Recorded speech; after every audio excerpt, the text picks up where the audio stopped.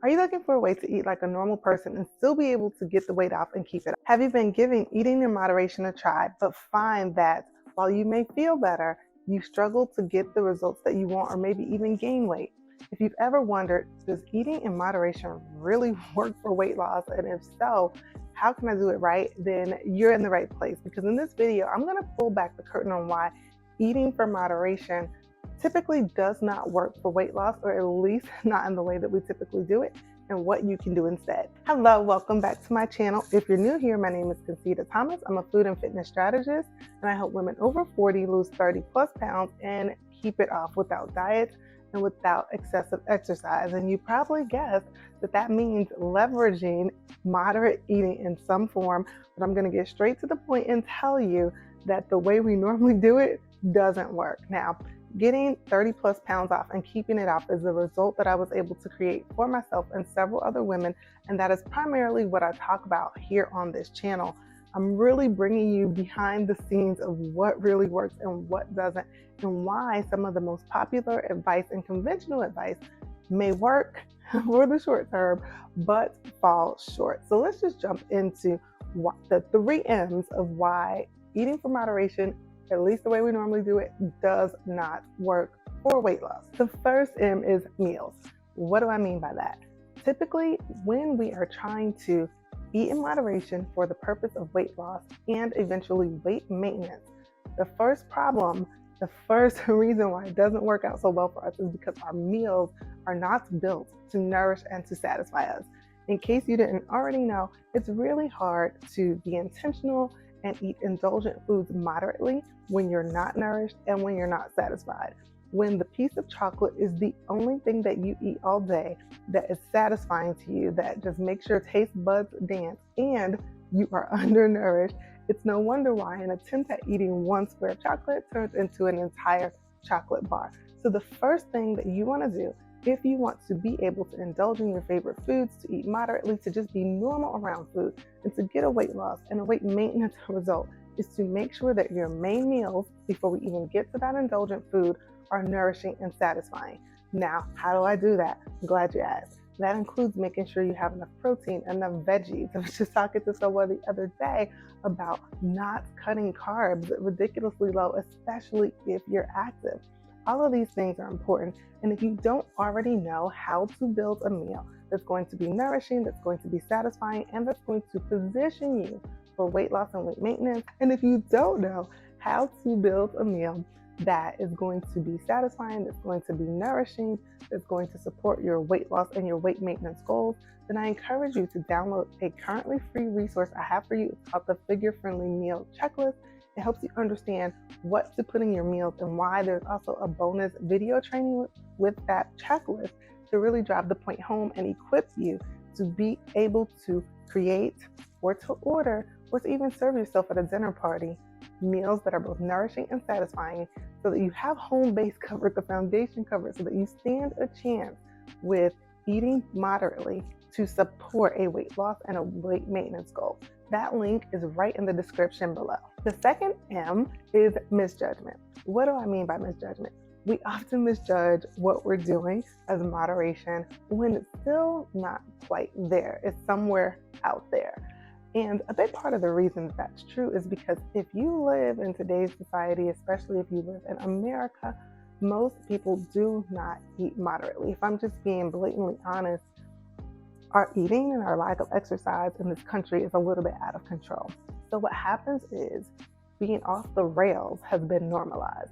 So if you're not off the rails, it can feel like I eat pretty moderately because I'm putting some intention, effort, and mindfulness into what I'm choosing to indulge in. Unfortunately, because the pendulum has swung so far left, that we can be just a little bit to the right of that and still not be anywhere near moderation.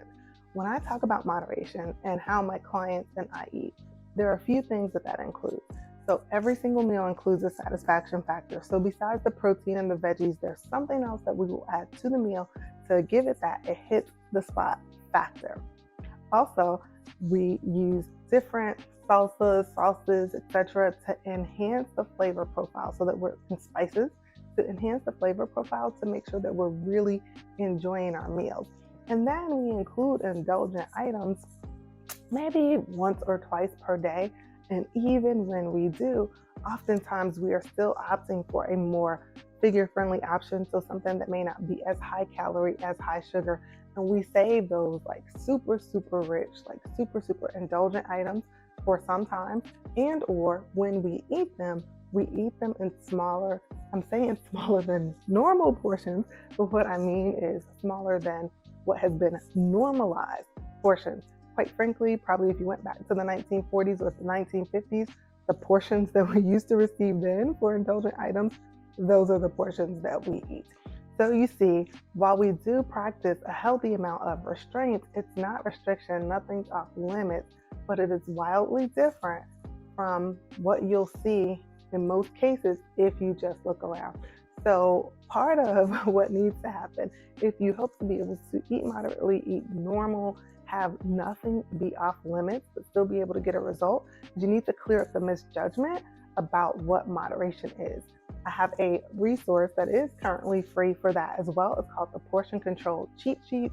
So not only will that cheat sheet help you get right on portions for your typical foods like your proteins, your veggies, etc., you will also learn how to add in things like cheese and chocolate and a cocktail in a way that is truly moderate. You may be surprised that you can get results with moderate eating after all. So again, that link is in the description below. It is, as of the recording of this video, it is complimentary. I would go ahead and jump on that now because it may not always be that way. All right, the third and final M is mindset. Our mindset needs to be adjusted. What do I mean by that? So many of us have only lost weight in the past through dieting, through excessive exercise. So oftentimes our mindset around moderation, both moderate eating and moderate exercise, or what I call minimum effective dose of exercise, is just misaligned. We'll call it misaligned. Oftentimes we have nervous energy. We feel like what we're doing is not enough. And oftentimes we misjudge a sustainable approach as an easy approach. So I often joke with my clients, ain't no half stepping. So even though the approach may be moderate, even though we're able to have our cheese, our cocktail, etc., we need to still be very consistent with how we build our meals and getting our movements in. And oftentimes our mindset is very all or nothing. And really that's what dieting and that's what excessive exercise cultivates.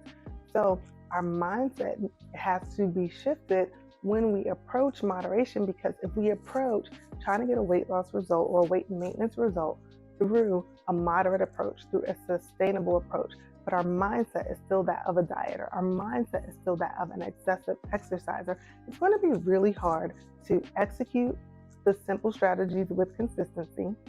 And it's going to be really hard to practice restraint, but not restriction.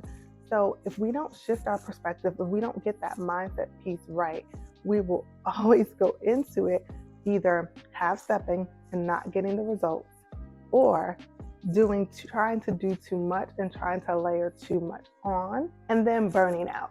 But I'll be honest with you, cultivating a mindset that supports your desire to have a moderate approach to sustainable weight loss takes tools and it takes practice.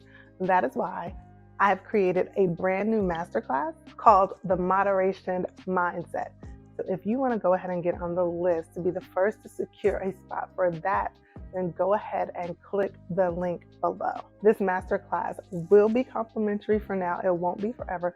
So you definitely want to get on that list and you want to attend live, because after I do it live, it's likely going to be a wrap, and that will be something that will be for sale on my website. All right, friends, so I hope you've enjoyed this video. If so, don't forget to give it a thumbs up, to subscribe, and to hit the bell so that you will be notified the next time I post videos. Also, if you want to know more of my thoughts, everything sustainable weight loss, you can head over to my podcast and you can check out over the 100 episodes that I have recorded there. And if you like seeing how I pull this off on a day-to-day in my own life, connect with me over on Instagram. I often say you can get my advice on my feed and you see the behind the scenes in my stories.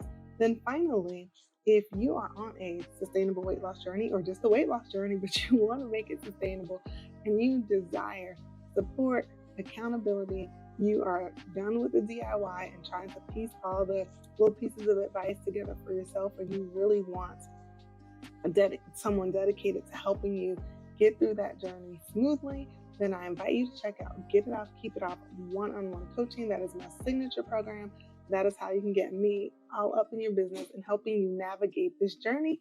And you can click the link down in the description below to check out that program page to get the details and to apply if it is a fit for you.